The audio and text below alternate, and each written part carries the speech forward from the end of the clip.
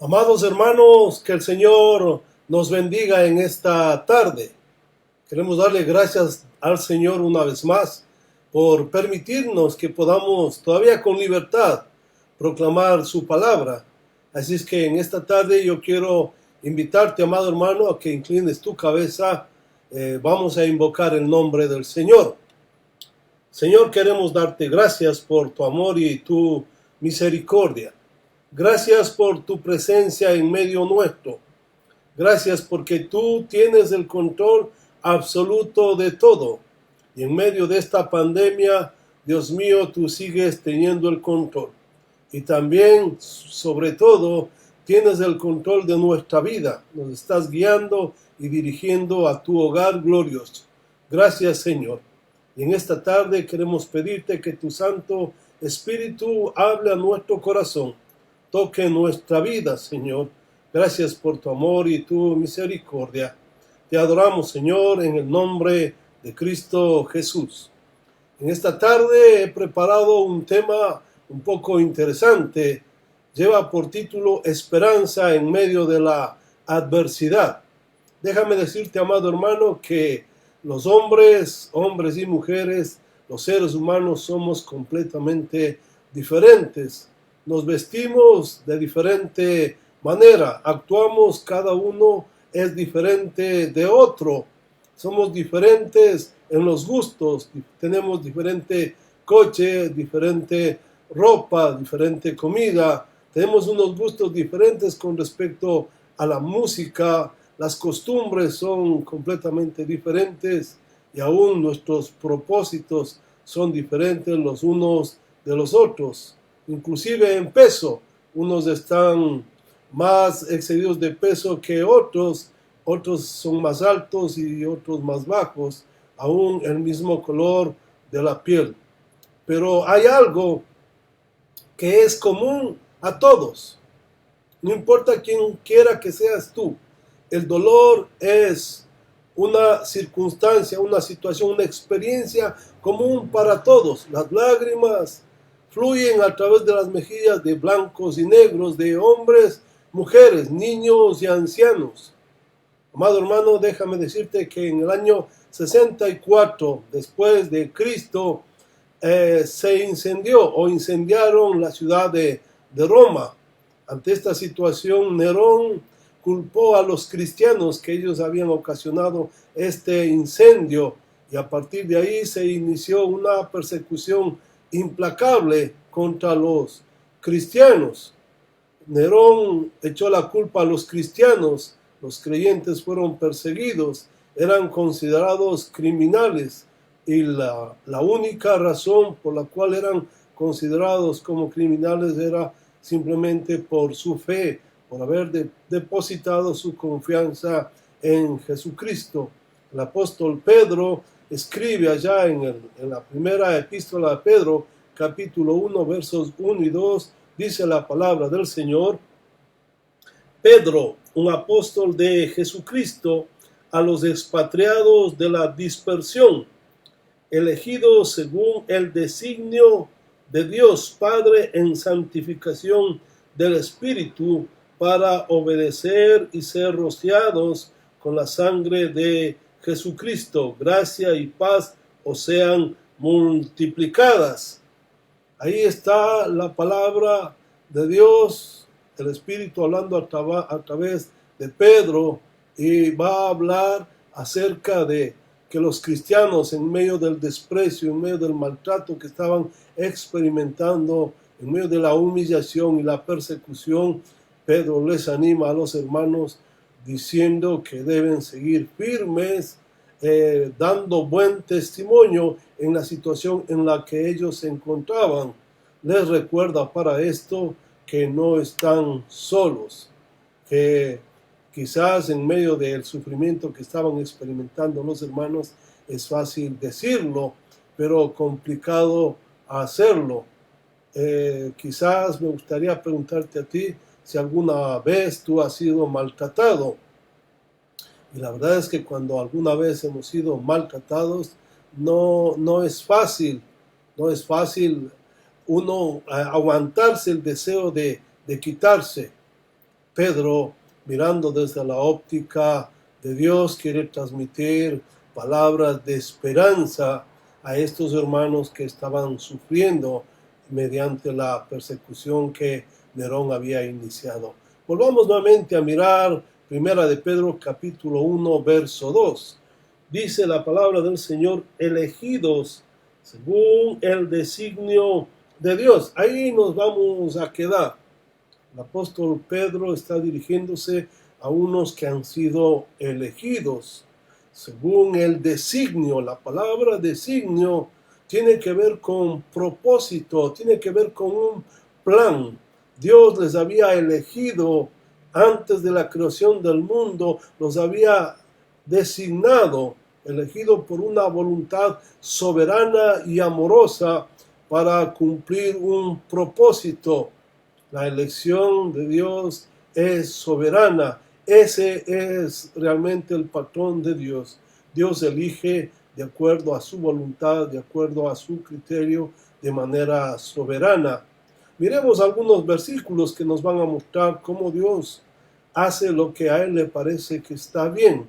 Allá en Nehemías capítulo 9, verso 7, dice la palabra del Señor: oh Jehová, tú eres el Dios que escogiste a Abraham. Nehemías recuerda al pueblo en una oración diciendo: Dios mío, tú fuiste quien escogiste a Abraham. Dios quiso y le pareció bien y tomó la iniciativa de escoger a Abraham. Así también, mira en Romanos 9:15 dice: ciertamente a Moisés dice: tendré misericordia del que tenga misericordia y me compadeceré del que me compadezca. Qué palabras contundentes que el Espíritu habla a través del apóstol Pablo.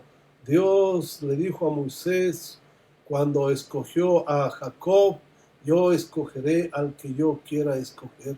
Yo tendré misericordia del que quiera tener misericordia. Entonces Dios a Moisés le habló de escoger cuando escogió a Jacob. Así también, amados hermanos, Ageo en el capítulo 2, verso 23, dice: porque a ti te he escogido, dice Jehová de los ejércitos.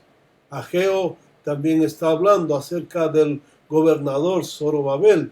Y una vez más encontramos que Dios, el creador del universo, toma la decisión de escoger de una manera soberana. Isaías capítulo 42, verso 1, dice: he aquí mi siervo, a quien escogí, mi amado. El profeta Isaías hablando acerca de el Mesías, acerca de Cristo, dice que Dios escogió a Cristo para que sea el Salvador y dice: mi siervo, a quien escogí.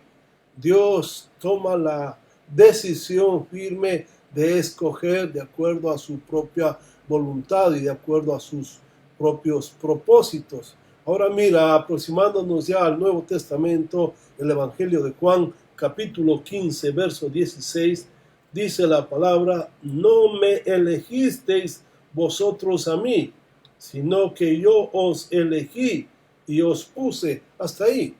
Jesús escogió a sus discípulos. No es que los discípulos le escogieron a Jesús. No.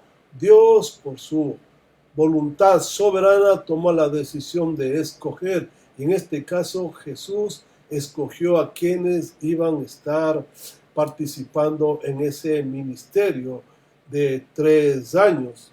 Allá en Gálatas, el apóstol Pablo también nos dice, Gálatas 1:15, dice la palabra del Señor: pero cuando el que me separó desde el vientre de mi madre y me llamó por su gracia. El apóstol Pablo está hablando de su propia experiencia. Dios le había escogido a Pablo ya desde el mismo vientre de su madre para ser un instrumento escogido, un instrumento en las manos poderosas de Dios. Y una vez más, hablando de que Dios toma la decisión de escoger, quiero que mires Efesios 1:4. Dice la palabra del Señor, Efesios 1:4, según nos escogió en Él, desde antes de la fundación del mundo, según nos escogió en Él antes de la fundación del mundo. Dios eligió, Dios decidió escoger a su iglesia cuando no había absolutamente nada. Dios tomó la decisión de escoger, de elegir a un grupo de personas a las cuales les va a constituir como su iglesia. Mira, segunda de Tesalonicenses, capítulo 2, verso 13. El apóstol Pablo, dirigiéndose a los hermanos de Tesalónica, les dice: pero nosotros debemos dar siempre gracias a Dios por vosotros, hermanos amados, por el Señor, pues Dios os escogió. ¿Qué te parece? Pues Dios os escogió. Dios escogió a la iglesia, tomó la decisión de una manera soberana y amorosa de escoger a la iglesia. Y es exactamente lo mismo que está diciendo el apóstol Pedro en Primera de Pedro, capítulo 1, verso 2. Dice lo mismo, una vez más podemos leer, dice: elegidos según el designio de Dios Padre en santificación del Espíritu, según el designio, según el propósito. Dios eligió antes de la fundación del mundo a su iglesia ya con un propósito dentro de un plan definido. Dios eligió a su iglesia de una manera soberana y por supuesto amorosa, pero lo hizo de acuerdo al preconocimiento, a ese plan que Él trazó antes de que haya absolutamente nada. Él ya trazó su plan. En ese plan está que Dios los eligió. Es el Espíritu Santo el que se encargó de apartar a este grupo llamado iglesia para que sean sus hijos. Dios eligió de manera soberana que a través del Espíritu Santo sean apartados del pecado y del mundo y pasemos a ser, siendo hijos del diablo, pasemos a ser hijos de Dios. ¿No te parece fantástico? ¿No te parece esto glorioso? Hemos pasado de muerte a vida. El apóstol Pablo dijo que estábamos muertos en nuestros delitos y pecados, y Él nos dio vida a través de Jesucristo, a través de la obra santificadora del Espíritu Santo. Volvamos nuevamente a Efesios capítulo 1, verso 4, dice la palabra del Señor: según nos escogió en Él antes de la fundación del mundo para ser santos y sin mancha delante de Él en amor. El apóstol Pablo habla con claridad, ¿no? Una palabra preciosa que deberemos atesorar en lo profundo de nuestro corazón, evitando que la razón pueda entrar a discernir esta palabra gloriosa. Dice que nos escogió antes de la fundación del mundo para ser santos y sin mancha. Nadie, absolutamente nadie, por su propia capacidad puede llegar a ser santo, ni aproximarse siquiera. Isaías, cuando vio al Señor en todo su esplendor, dijo: ay de mí que soy muerto, porque yo, siendo pecador inmundo, he visto al Señor. Amados hermanos, el Señor nos escogió para ser santos y sin mancha. Y la obra del Espíritu Santo continúa día a día, porque cada día quiere que seamos más y más parecidos a Cristo, más y más santos. Primera de Pedro capítulo 1, volviendo a este tema que estamos hablando, Primera de Pedro 1, 2b, dice, hablando de los elegidos, dice: elegidos para obedecer y ser rociados con la sangre de Jesucristo. Gracia y paz os sean multiplicadas. Ahí clarito, ¿no? La obra santificadora del Espíritu Santo. El Espíritu Santo entró en acción para apartarnos y conforme va pasando el tiempo, sigue Él guiándonos, sigue Él dirigiéndonos, sigue empujándonos a que nosotros seamos obedientes a Cristo. El Espíritu nos lleva, nos empuja a amar a Cristo, a obedecer su palabra. Ahora mira Efesios 2:10. Efesios 2:10 dice la palabra del Señor, porque somos hechura suya, creados en Cristo Jesús para buenas obras, las cuales Dios preparó de antemano para que anduviéramos en ellas. Somos hechura suya. Dios nos hizo para que hagamos buenas obras, para vivir en santidad, sirviendo al pueblo de Dios y aún al prójimo. Pero dice la Escritura que Dios preparó de antemano. Antes de que se sepa algo, Él ya lo planificó, Él ya lo preparó para que sus hijos hagan buenas obras, no para salvarse, simplemente para expresar su gratitud para aquel que murió en la cruz del Calvario. Resumiendo, con respecto a la elección, Dios nos eligió por su voluntad soberana y el Espíritu Santo se encargó de santificarnos o de apartarnos para servir a Dios, para obedecer a Cristo, para vivir vidas consagradas y entregadas, vivir vidas santas, gracias a la obra del Espíritu Santo que realiza en nuestro corazón. Vamos a 1 de Pedro una vez más. 1 de Pedro capítulo 1 verso 2 dice, Jesucristo, gracia y paz os sean multiplicadas.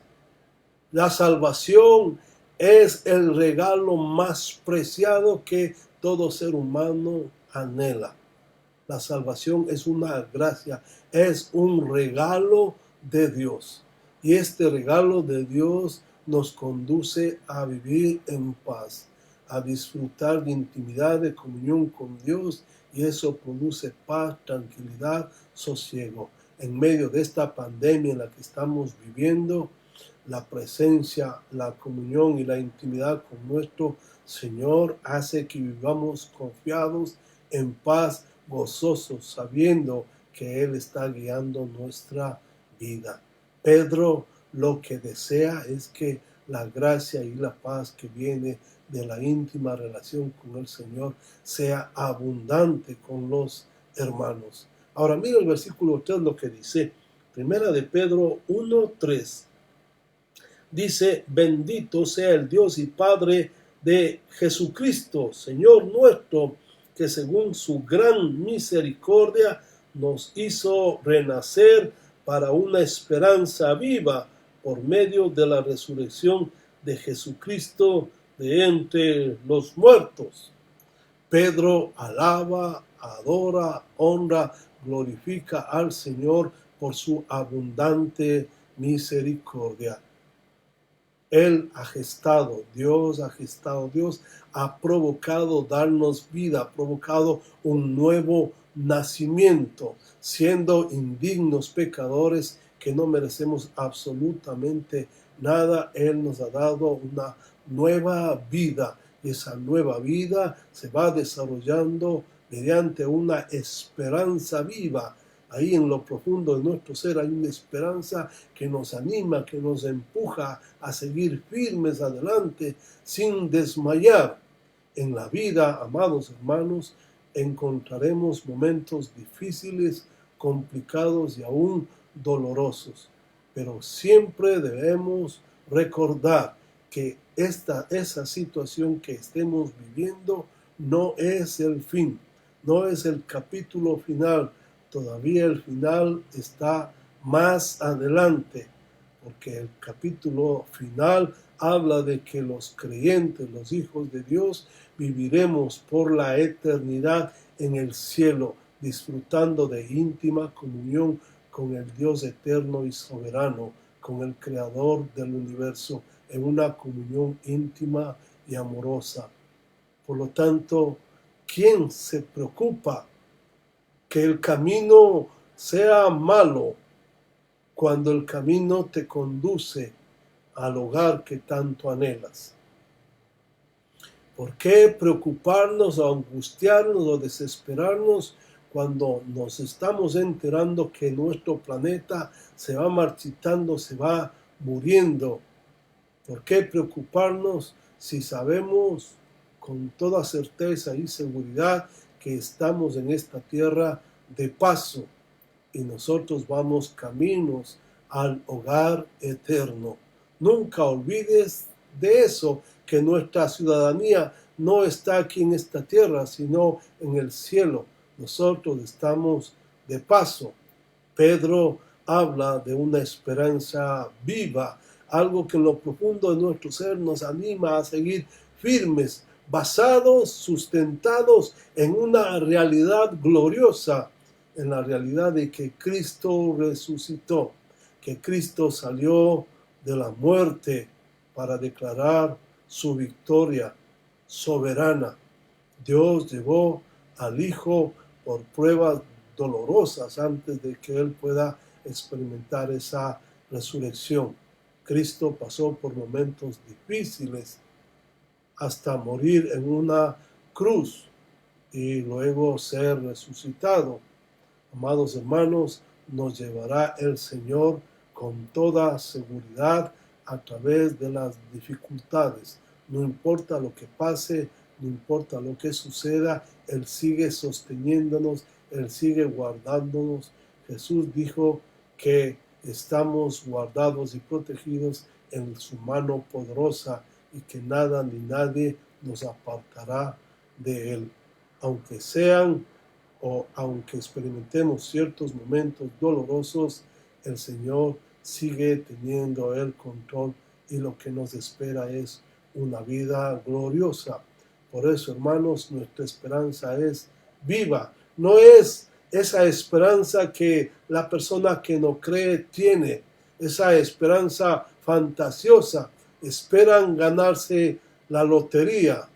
Eso es una esperanza fantasiosa. Marcos 8:36 nos dice, ¿por qué? ¿Qué aprovecha al hombre ganar todo el mundo y perder su alma? El hombre quiere ganarse la lotería para hacerse millonario. Jesús dijo, ¿de qué le sirve al hombre si gana el mundo entero y pierde su alma? Todo lo que tú y yo o cualquier ser humano acumule, todos los bienes que alcance a poseer, no se podrá llevar, se quedarán aquí. Por lo tanto, ¿de qué sirve que dedique tiempo, dinero, esfuerzo, dedique mi vida a las cosas terrenales cuando pierda el alma en la eternidad, en un infierno tenebroso? Mira Marcos 8:36 una vez más. ¿Qué aprovecha al hombre ganar todo el mundo y perder su alma? No sirve absolutamente de nada. Esa no es una esperanza viva. Esa es una esperanza terrenal, fantasiosa. En cambio, el Señor a nosotros, por su gracia y su misericordia, nos ha dado vida, nos hizo nacer de nuevo, nos promete esperanza viva porque hemos sido testigos de la resurrección de Cristo. El testimonio lo proclaman gente que ha dado su vida para defender esta verdad gloriosa. Ahora mira, primera de Pedro, capítulo 1, verso 4. Dice la palabra del Señor en primera de Pedro 1:4, para una herencia incorruptible, incontaminada e inmarcesible, reservada en los cielos para vosotros. ¿Qué versículo, amados hermanos? El apóstol Pedro dice claramente que hay una herencia que está reservada, que está guardada, que está esperando a los hijos de Dios a que reciban esa herencia, una herencia que es incorruptible. Los seres humanos anhelamos ropa, dinero, joyas, cosas que se marchitan, que se destruyen, que se pudren. El apóstol Pedro está hablando de una herencia incorruptible, incontaminada. Nada, absolutamente nada puede contaminar a esa herencia gloriosa que está guardada, reservada en el cielo para los hijos de Dios. Y dice también la palabra que es inmarcesible, es decir, que es eterna, reservada o guardada una herencia. Dios en su gracia y su misericordia le ha placido. El que creó el universo es el que nos dará la bienvenida cuando lleguemos al cielo y recibamos una herencia eterna, maravillosa e incomparable. Solamente cuando estemos en el cielo podremos entender a cabalidad lo que implica ser hijo de Dios. Y solo ahí podríamos decir todo lo que hemos vivido es basura comparado con el conocimiento del amor inefable de Cristo. Ahora mira el versículo 5. Primera de Pedro 1:5 dice: los que por el poder de Dios estáis siendo protegidos mediante la fe para la salvación que está preparada para ser manifestada en el tiempo postrero. Interesante, dice que estamos protegidos por el poder de Dios. No estamos solos, no estamos abandonados. El mundo nos desprecia, el mundo nos rechaza y a veces pensamos que estamos solos. No, nos equivocamos. Dios en su gracia y su misericordia está hablando a través de Pedro a aquellos hermanos que son perseguidos, que a lo mejor piensan que su fe no va a resistir, que fracasaría si de pronto el creyente entra a la cárcel, o que fracasaría si la fe falla cuando llega el maltrato o cuando se percibe la muerte. Esa fe fracasaría. Queridos hermanos, Pedro dice que estamos guardados, que estamos protegidos por el poder de Dios. La palabra guardados significa prisioneros en un calabozo. El poder de Dios, donde quiera que vayamos, nos sigue, nos guía, nos dirige, nos protege, nos guarda. Pase lo que pase, aún en medio del sufrimiento, amados hermanos, no estamos solos, estamos guardados por el poder de Dios. Esa es la verdad. Especialmente recuerda que nosotros no vemos, pero ahí está el poder eterno y soberano del Señor guardándonos. Mientras Él nos guarda y nos protege, nosotros estamos caminando con dirección hacia nuestra patria celestial. Allí veremos los beneficios que implica ser hijos de Dios. Por eso aquellos verdaderos hijos de Dios perseveran, siguen firmes, soportan lo que sea, mientras Dios nos guarda, nos guíe, nos proteja, nos dirija. Nosotros nos dejamos llevar por su gracia y su misericordia. No hay manera de perderse del camino, porque el Señor es el que nos guía.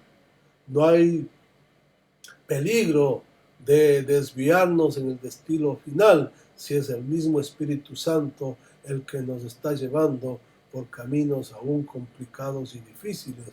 Pero Él conoce, Él sabe por dónde tiene que llevarnos. Muy pronto llegaremos a nuestro hogar eterno. Nada ni nadie podrá impedir que lleguemos a esta experiencia íntima con nuestro Dios. Ni sufrimiento, ni enfermedad, ni muerte, tal como el apóstol Pablo dijo, ¿quién me podrá separar del amor de Dios? Ni tribulación, ni angustia, ni peligro, ni muerte. Hermanos, absolutamente nada nos puede separar de la intimidad, de la comunión con nuestro amado Salvador. Aquel que murió en la cruz del Calvario y que pagó un precio demasiado elevado para darnos vida eterna. A Él sea la gloria y la honra. Mientras que en este mundo está lleno de dolor y de miseria. ¿Qué podemos esperar de este mundo lleno de dolor y miseria? A los hermanos, a nuestros hermanos en el pasado, les maltrataron, les persiguieron, les quemaron, les despedazaron, les decapitaron. Pero la pregunta es, aún en medio de tanto dolor y sufrimiento, con la muerte del cuerpo, también murió la herencia eterna. De ninguna manera. Dios hizo del polvo al hombre. No podrá protegernos y guiarnos hasta llevarnos al cielo. Desde luego que sí. Debemos aceptar el sufrimiento si es que viniere, tal como venga. No tratemos de razonar, de entenderlo, porque no podremos entender. Solo Dios, en su gracia y su misericordia, y de acuerdo a su eterno conocimiento, Él sabe qué es lo que está haciendo en nuestra vida. ¿Qué tenemos que hacer? Confiemos plenamente en la protección gloriosa de nuestro Señor. Él nos está guiando, Él nos está dirigiendo. Ahora mira, Primera de Pedro, capítulo 1, verso 6. Dice la palabra del Señor, en lo cual os regocijáis, incluso si es necesario que ahora seáis afligidos un poco con diversas pruebas. Amados hermanos, el apóstol Pedro les dice a estos hermanos que ellos se regocijan, están sufriendo, se encuentran en momentos difíciles, complicados, algunos han muerto en medio de todo eso. Estos hermanos se regocijan, están gozosos, aunque la muerte esté rondando alrededor de ellos, ellos están gozosos. Amados hermanos, el temor es la respuesta humana, natural. Es natural que tengamos temor, porque es una respuesta humana de nuestra carne. Mas el cristiano, en medio del sufrimiento, en medio del dolor, el apóstol Pedro dice que están gozosos, están alegres. En griego esta palabra significa regocijan, saltan de alegría. A mí me llamó la atención este concepto. Saltan de alegría. No solamente que es un gozo ahí de conformidad, no. Saltan de alegría, saltan de gozo. ¿Por qué saltan de gozo? ¿Porque disfrutan sufriendo? No. Las dificultades prueban el origen de nuestra fe. Si esa fe viene de Dios, si es Dios quien nos ha otorgado esa fe resistirá. Esa fe soportará lo que venga. Si esa fe es humana, si esa fe es mía, que se basa en mi capacidad, en mi inteligencia, en mi convicción, en mi esfuerzo, se marchitará tarde o temprano. Si es de Dios, permanecerá firme. Eso es maravilloso. Dios derramó su gracia sobre pecadores indignos. Nos dio vida nueva. Somos sus hijos. Nos guarda, nos protege, nos guía. Tiene una herencia guardada que no se corrompe y que es eterna. ¿No te parece maravilloso? ¿No te parece que sería motivo de humillarnos delante de Él para darle la gloria y la honra por tanta bondad y misericordia para nosotros. Amado hermano, déjame decirte, la verdad es que no comprendemos cómo Dios nos puede amar tanto siendo indignos. Lo único que merecemos es la condenación eterna, mas Él ha derramado su amor en nuestros corazones. Bendito sea su nombre. Ahora mira, 1 de Pedro 1:6, una vez más, en lo cual os regocijáis, incluso si es necesario que ahora seáis afligidos. Mira, esto es interesante. Pedro está diciendo, solamente van a sufrir si es necesario. Si es necesario, si tú necesitas, si yo necesito, Dios va a permitir el sufrimiento. Si es necesario, si es conveniente, si tú necesitas, si te conviene a ti, a mí, el Señor va a permitir ese sufrimiento, porque Dios va a limpiar aquellas cosas que impiden que nosotros demos buen testimonio. Dios va a quitar aquellas cosas que impiden que nosotros demos buen testimonio. Pero sabes una cosa, cuando el Señor limpia, con frecuencia hay dolor. Cuando el Señor limpia, con frecuencia hay dolor. Cuando las cosas salen mal y en medio de eso estamos firmes, con gozo, con alegría, mostrando que en realidad hay una fe genuina, no una fe nuestra, sino una fe que Dios mismo nos dio. Dios mismo nos ha dado la capacidad de creer en su mensaje glorioso. Ese gozo es incondicional. Ese gozo no depende de las circunstancias, no depende de las situaciones adversas. Ese gozo está ahí firme a pesar de la adversidad, a pesar del dolor y el sufrimiento. El gozo está ahí firme porque sabe que tarde o temprano acabará, que tarde o temprano llegaremos a ese lugar glorioso donde aún la muerte ya no existirá más. No habrá llanto, dolor, tristeza, angustia, ni la misma muerte existirá. Así es que el gozo, aunque haya sufrimiento, el gozo sigue ahí firme. La alegría, el gozo no depende de los tiempos difíciles, depende de aquel que mora en lo profundo de nuestro corazón, nuestro amado Salvador. Ahora mira, Primera de Pedro 1:7, Primera de Pedro 1:7, dice la palabra de Dios, para que la prueba vuestra fe, mucho más preciosa que el oro, sea hallada en alabanza, gloria y honra en la revelación de Jesucristo. Nosotros somos protegidos por las pruebas. Somos protegidos por las pruebas. Cuando tú y yo estamos en pruebas, esa evidencia que nosotros dependemos del Señor, que necesitamos ir a Él, que necesitamos acudir a su mano poderosa, porque tú y yo no somos capaces de enfrentar tales situaciones. El sufrimiento nos empuja a los brazos amorosos del Señor. Dios es quien sostiene nuestra fe en momentos difíciles y complicados. Dios sostiene la fe verdadera. Las pruebas son necesarias para pulir esta fe, para fortalecer nuestra convicción.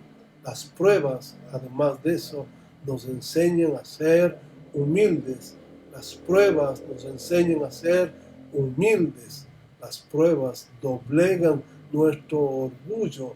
Cuando hay un corazón rebelde y aparecen las pruebas en la vida de ese corazón rebelde, da paso el golpe, da paso a la humildad y enseguida desaparece el orgullo, o al menos en ese momento. Las pruebas nos enseñan también a ser compasivos con aquellos que nos rodean, con aquellos que están sufriendo, esas pruebas que nosotros hemos vivido nos enseñan para cuando otros estén sufriendo, tengamos la capacidad de ponernos en sus zapatos, de poner el hombro para que nuestros hermanos sigan firmes en medio de las dificultades en que ellos estén experimentando, así como nosotros un día hemos experimentado. Las pruebas hacen que nos dobleguemos y que también nosotros lloremos con los que lloran, empatizamos con aquellos que están sufriendo, porque nosotros también hemos experimentado esas dificultades, esas pruebas. Ahora las pruebas, amado hermano, son diferentes, vienen en diferentes colores, en gran variedad, porque el ser humano es diferente. Cada prueba tiene una medida exacta de acuerdo a la persona que va a recibir dicha prueba. Mas Dios en su gracia y su misericordia nos da una gracia especial para que el dolor sea llevadero, para que haya alivio. El Señor nos da una gracia especial. Ahora mira, segunda de Corintios capítulo 12, verso 7, dice la palabra del Señor: aún con la grandeza de las revelaciones, por lo cual, para que no me enaltezca, me fue dada un aguijón en la carne, un mensajero de Satanás que me abofetee, a fin de que no me enaltezca. El apóstol Pablo está hablando de su propia experiencia. Apareció un aguijón en su carne, algo que le atormentaba. Satanás tuvo permiso, o Dios le dio permiso a Satanás para que pueda ejercer cierta herida en la vida de Pablo. Esta herida tenía un propósito, este aguijón tenía un propósito: evitar que el orgullo aparezca en la vida de Pablo. Pablo había tenido unas experiencias maravillosas, gloriosas. Había recibido unas revelaciones directamente del Señor Jesucristo, estando en el tercer cielo, según Él nos relata. Y para que estas revelaciones no le hinchen el pecho a Pablo, Dios permitió que Satanás toque la vida del apóstol. Y Pablo clamó, dice que oró 3 veces para que Dios le quite este aguijón. Y el Señor le dijo: mira, no te voy a quitar, porque es suficiente con la gracia que has recibido.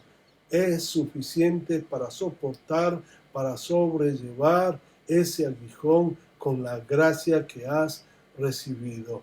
Amados hermanos, hay gran variedad de pruebas, como grados de temperatura hay en un horno. Grados que ajustan para quemar la escoria que tú y yo hemos dejado que se acumule en nuestra vida. Y Dios tendrá que utilizar ese horno para moldearnos, para suavizarnos, para limpiar toda esa suciedad que impide que yo viva en santidad.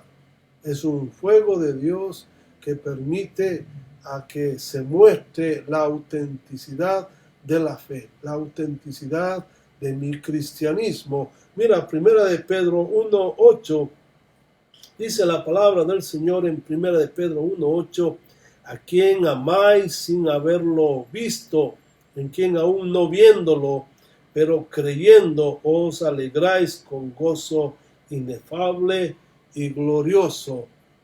Amados hermanos, el apóstol Pedro está diciendo que no es necesario ver para amar. Tú imagínate una madre que carezca de vista, que no vea. Seguro que lo más entrañable para ella, lo que más ama, son sus hijos, aunque no los vea. Los cristianos, nosotros, los que hemos creído, los que seguimos a nuestro Señor y Salvador, no le hemos visto, Sin embargo, amados hermanos, el Espíritu que mora dentro de nosotros nos empuja a amarle al Señor porque Él nos amó primero y seguro que Él nos ha enseñado a amarle. Allá Mateo 28:20 dijo el Señor: he aquí yo estoy con vosotros todos los días hasta el fin del siglo. Aquel que no le vemos, aunque no le vemos, está en lo profundo de nuestro corazón, porque Él prometió: he aquí yo estoy con vosotros todos los días hasta el fin del siglo, hasta el fin de las edades o hasta el fin del mundo. Déjame decirte que aunque no lo veamos, aunque no le podamos tocar y aún aunque no lo sintamos, Él sigue estando ahí, porque Él prometió, porque Él habita en lo profundo de nuestro corazón. Y cuando estamos en pruebas y en dificultades, el Señor está obrando con nosotros y en nosotros. Está obrando alrededor nuestro, de acuerdo a las circunstancias, pero también está fortaleciendo nuestra fe en lo profundo de nuestro interior. Y Pedro dice que eso nos produce un gozo inefable. Te puedes dar cuenta de eso, un gozo inefable de amar a aquel que no hemos visto. Tomás quería ver, él quería ver, quería tocar para creer. Tú vas a acordarte, ¿no? Cuando los discípulos le dijeron a Tomás: hemos visto al Señor. Y Tomás dijo: si yo no le veo, si yo no toco, no creeré. El Señor le dijo 8 días después, allá en Juan 20:29, dice, Jesús le dice: porque me has visto, has creído. Bienaventurados los que no vieron y creyeron. Aunque no vemos a Jesús que esté a nuestro lado en los momentos difíciles y complicados, en medio de las pruebas, sin embargo, Él sigue estando ahí. A veces, hermano, cuando todo marcha bien, cuando las cosas salen como nosotros queremos, estamos confiados que Dios nos está bendiciendo. Pero cuando vienen los problemas y las dificultades, cuando viene el dolor y el sufrimiento, a veces surge la idea de que nos ha abandonado, de que estamos solos. Te equivocas. Eso no es verdad. El Señor está siempre, siempre, siempre en nuestro corazón. Él nos está guiando, Él nos está dirigiendo hasta cuando lleguemos hasta su misma presencia en el cielo. Ahora mira, 1 de Pedro 1:9, obteniendo el propósito de vuestra fe, que es la salvación de almas. Pedro dice: podemos alegrarnos, podemos gozarnos, aún en medio del dolor y del sufrimiento, si eso es necesario, pero aún así Él nos empuja a que tengamos una esperanza viva en medio del sufrimiento, una esperanza viva en medio del sufrimiento. Por lo tanto, podemos soportar, podemos seguir firmes porque tenemos una esperanza viva, porque tenemos una herencia que nos está esperando, que está guardada, y somos protegidos por el Señor. Tenemos una libertad garantizada. Y en medio de eso el Señor nos está llevando, nos está guiando, nos está dirigiendo, y un día no muy lejano, tendremos cuerpos glorificados, porque seremos transformados. Estos cuerpos mortales que cada día se van deteriorando, que se van marchitando, un día serán transformados en cuerpos inmortales gloriosos. Por lo tanto, debemos regocijarnos, debemos alegrarnos, saltar de alegría, porque el día del encuentro con nuestro amado Salvador se aproxima. Amado hermano, el viaje a casa está garantizado. Muy pronto estaremos en casa y cuando recordemos de estos sufrimientos, realmente serán insignificantes comparado con lo que nos espera. El Señor en su gracia y su misericordia nos está llevando aún en medio de las dificultades, de problemas y aún en medio del sufrimiento. El Señor nos sostiene con su gracia, su amor y su misericordia. Por lo tanto, amado hermano, ánimo, adelante, no desmayes, sigue firme, creciendo en el conocimiento de nuestro amado Salvador, buscando en todo momento servirle a nuestro Señor, esperando ansioso cuando llegue el momento en el cual podamos reunirnos para adorar y bendecir a nuestro Señor todos juntos. Amados hermanos, quiero invitarte a orar. Te pido que inclines tu cabeza, vamos a invocar al Señor. Señor, sin entender tu amor grande, maravilloso, incomparable, te damos la gloria y la honra que tú te mereces. Te damos gracias, Señor, porque tú nos has dado nueva vida y una fe y una esperanza viva. Aún en medio de las dificultades y problemas, tú nos sigues sosteniendo, nos guías, nos proteges, nos guardas, nos provees. Gracias, Señor. Te pedimos, Dios mío, que hables a nuestra mente y a nuestro corazón para poner en práctica tu palabra cada día más y más, de tal manera que Cristo se vea en nuestra vida. Gracias por tu amor y tu misericordia.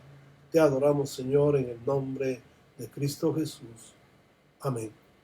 Amados hermanos, les recordamos el domingo estaremos compartiendo una vez más la palabra del Señor a partir de las 17 horas. Amados hermanos, que el Señor les bendiga en abundancia. Nos vemos el próximo domingo. Que el Señor les bendiga.